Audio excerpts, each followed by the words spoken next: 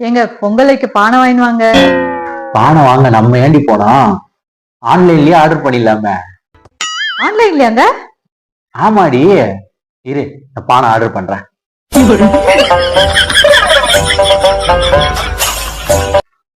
சரி, பானை ஆர்டர் பண்ணிட்டேன்.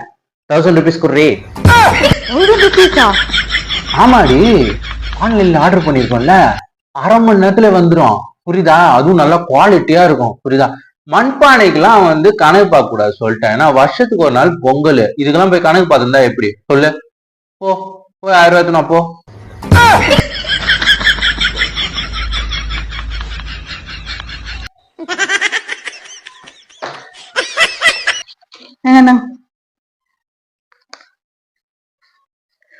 எவ்வளோ அவசரம் ஆயிடுச்சு. இவளுக்கு லோக்கல்ல போயிட்டு ஒரு சாதாரண பானையை வாங்கி குத்துருவோம். ஒரு 100-150 முச்சிடலாம் எங்களுக்கு. சரியா? லாபம். வரேன்.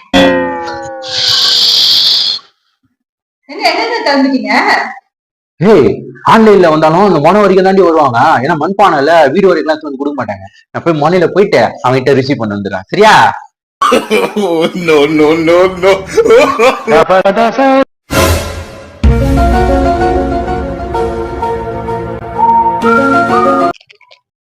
ஹை, பானை நமக்காகவே யாரோ இங்க போட்டு போய்க்கிறாங்க.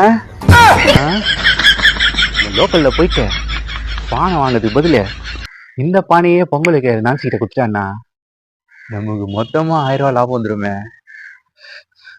சூப்பர். நாசே நாசே, இந்த பானை. என்னங்க இது பானை சின்னதா இருக்கு? ஒரு ஆளுக்கு தாண்டி பொங்கல், எனக்கு இட்லி செஞ்சிரு, நாங்க இட்லி சாப்பிட்டுக்கிறோம். உடஞ்செல்லாம் வேற இருக்கு. ஆன்லைன்ல வருது இல்ல, அப்படி கொஞ்சம் கொஞ்சம் டேமேஜஸ் எல்லாம் இருக்கதான் செய்யும்.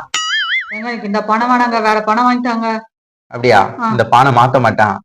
ஒண்ணு பண்ணு, நீ இன்னொரு 1000 ரூபாய் எடுத்துன்னு வா, நான் லோக்கல்ல போய் வாங்கிட்டு வரேன் பேசாம. வேணாங்க, நான் இதுலயே நான் செஞ்சுக்கிறேங்க பொங்கல்.